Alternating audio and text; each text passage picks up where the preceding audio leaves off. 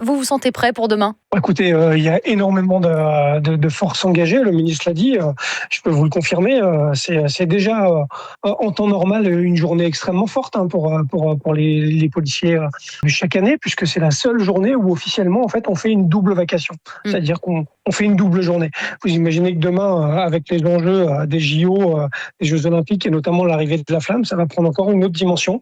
Il y a énormément de policiers qui sont déjà engagés sur Paris, plus de la moitié des CRS y sont, énormément de gendarmes mobiles, plus tous les collègues qui sont déjà projetés dans le cadre de la mission JO. Donc ça va être une journée assez dense en effet pour mes collègues. Oui, justement, face à cette densité, dans quel état d'esprit sont les forces de l'ordre, en ce moment dans la capitale? Ça reste quand même malgré tout une journée, quand on est policier, vous savez, on porte les couleurs de la République tous les jours, le drapeau. Pour certaines forces, notamment, je pense au CRS, on le salue tous les matins, donc ça reste quand même une journée assez importante et on Mmh. a à cœur forcément de faire que ça se passe bien. Évidemment, on a ce risque type terroriste extrêmement prégnant. On a aussi le contexte politique qui va pas faciliter les choses puisqu'on a déjà des appels à manifester demain à 19h, pardon, place de la République. Donc tout ce qui va en fait se rajouter à ce qui est prévu est pour nous une charge supplémentaire. Évidemment, je rappelle toujours que la ressource n'est pas inépuisable et que forcément mes collègues enchaînent des crises depuis plusieurs mois et ça tire un peu sur la corde, on va pas se mentir. J'allais vous en parler justement. Est-ce qu'en termes d'effectifs, on est au complet? Est-ce que certains cet été ont dû renoncer à leur congé et puis il faudra tenir tout le mois d'août?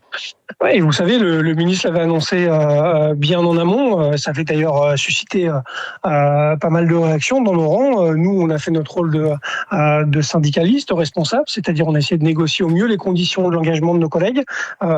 Aujourd'hui, ils sont là. On les a vus la semaine dernière, les premiers fonctionnaires de police projetés sur Paris pour le plan JO. Ça s'est plutôt pas mal passé. Quelques petits couacs logistiques, comme il fallait s'y attendre, mais globalement, les collègues étaient assez satisfaits.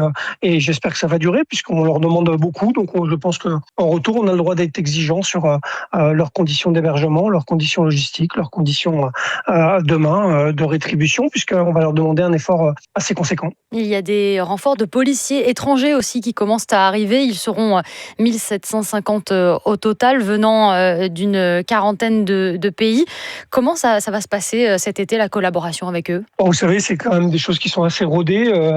Lors de la Coupe du Monde de football au Qatar, des policiers français étaient allés Mm. eux aussi en renfort là-bas. Donc c'est la direction centrale de la coopération internationale qui gère tout ça.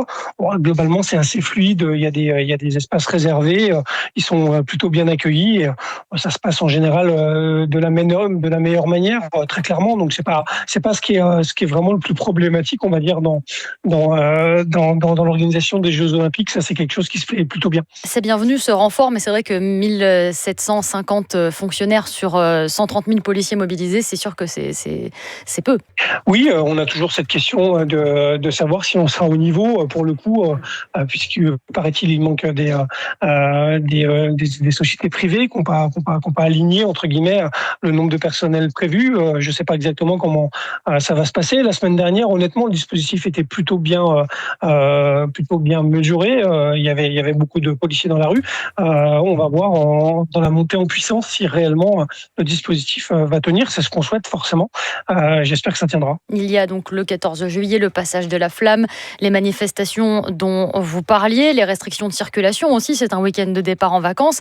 Et puis il y a aussi la menace terroriste. Plusieurs arrestations ont été annoncées aujourd'hui. Un jeune homme soupçonné de projet d'action violente à Angers, ça c'est le ministre de l'Intérieur qui l'a annoncé. Et puis 5 personnes, dont 4 mineurs interpellés, soupçonnés de préparer des projets terroristes en vue des JO qui arrivent bientôt. Ça vous inquiète?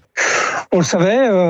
Après, on a heureusement des services de renseignement extrêmement performants, extrêmement mobilisés.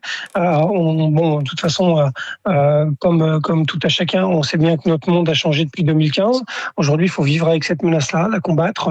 Ça passe évidemment par des moyens de renseignement, par des moyens d'enquête spécialisés, par des moyens d'enquête offensifs, justement, pour nous permettre d'essayer de judiciariser les choses avant le passage à l'acte. C'est ce qui a été fait là, tant mieux. Mais c'est vrai que c'est un risque qui est très prégnant. C'est pour ça qu'on va avoir des dispositifs assez lourds, des palpations dans tous les accès, de la gestion de foule assez resserrée. Et c'est ce qui va permettre, j'espère, que tout le monde puisse profiter de la fête, puisque ça reste les Jeux Olympiques. C'est quand même quelque chose qui n'arrive pas souvent en France. Et on espère tous, puisqu'on est policiers, que ça soit une réussite pour notre pays. C'est réellement le sentiment partagé par nos collègues.